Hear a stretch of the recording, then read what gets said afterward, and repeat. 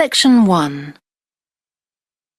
You will hear a telephone conversation between an official at a village hall and a woman who wants to hire a public room. First, you have some time to look at questions 1 to 6.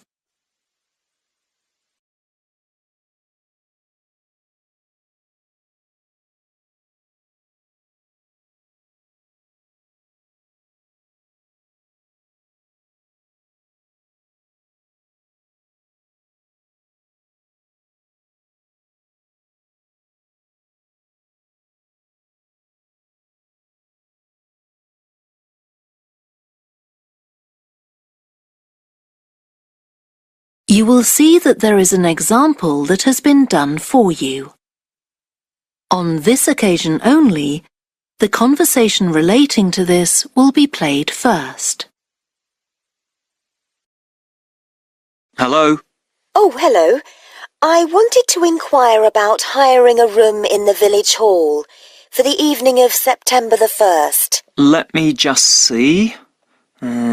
Yes, we have both rooms available that evening. There's our main hall, that's got seating for 200 people, or there's the Charlton room.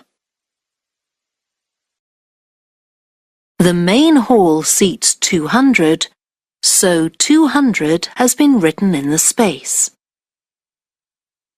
Now we shall begin. You should answer the questions as you listen, because you will not hear the recording a second time. Listen carefully and answer questions 1 to 6. Hello? Oh, hello. I wanted to inquire about hiring a room in the village hall for the evening of September the 1st. Let me just see. Yes, we have both rooms available that evening. There's our main hall, that's got seating for 200 people, or there's the Charlton room. Sorry? The Charlton room, Charlton.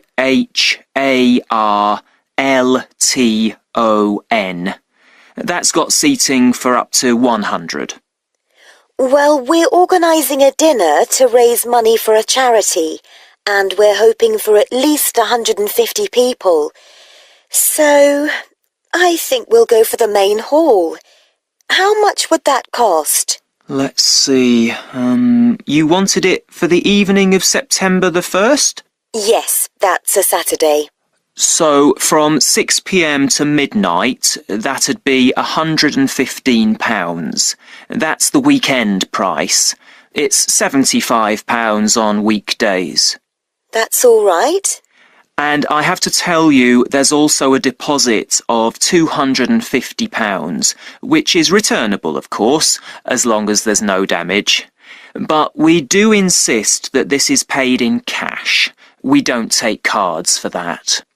You can pay the actual rent of the room however you like, though. Cash, credit card, cheque. Oh, well, I suppose that's okay. So, does the charge include use of tables and chairs and so on? Oh, yes.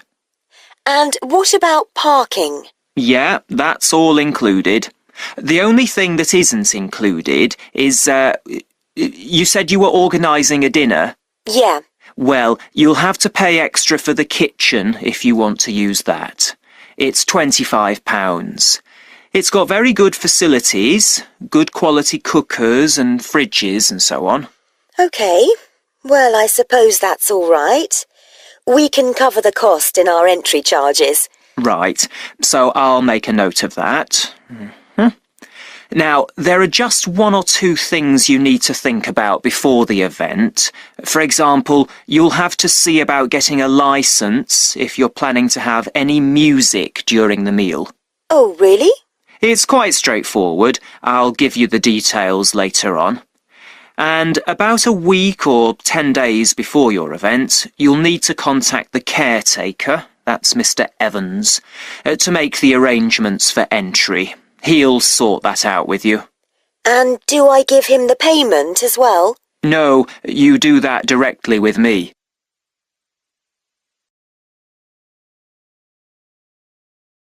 Before you hear the rest of the conversation, you have some time to look at questions 7 to 10.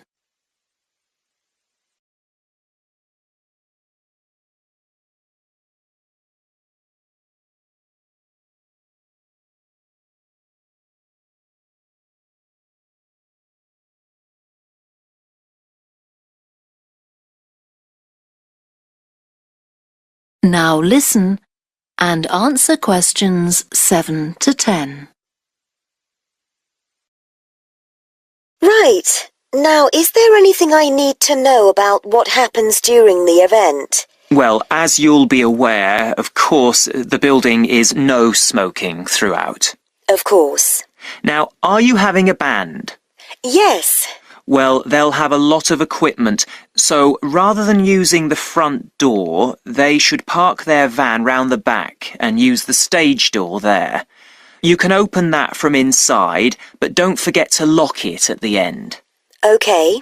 And talking of bands, I'm sure I don't need to tell you this, but you must make sure that no one fiddles about with the black box by the fire door. That's a system that cuts in when the volume reaches a certain level.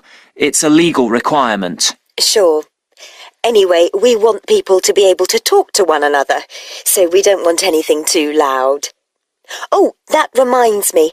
We'll be having speeches. Are there any microphones available? Yep, just let the caretaker know. He'll get those for you. Right, now, when the event is over, we do ask that the premises are left in good condition. So there's a locked cupboard, and you'll be informed of the code you need to open that. It's got all the cleaning equipment, brushes and detergent and so on. Right. So what do we need to do after everyone's gone? Sweep the floors, I suppose? Well, actually, they have to be washed, not just swept. Then you'll be provided with black plastic bags, so all the rubbish must be collected up and left outside the door.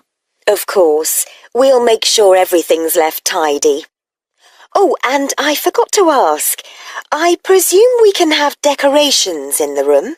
Yes, but you must take them down afterwards. Sure. And the chairs and tables should be stacked up neatly at the back of the room. I'll make sure I've got a few people to help me. That is the end of section 1. You now have half a minute to check your answers.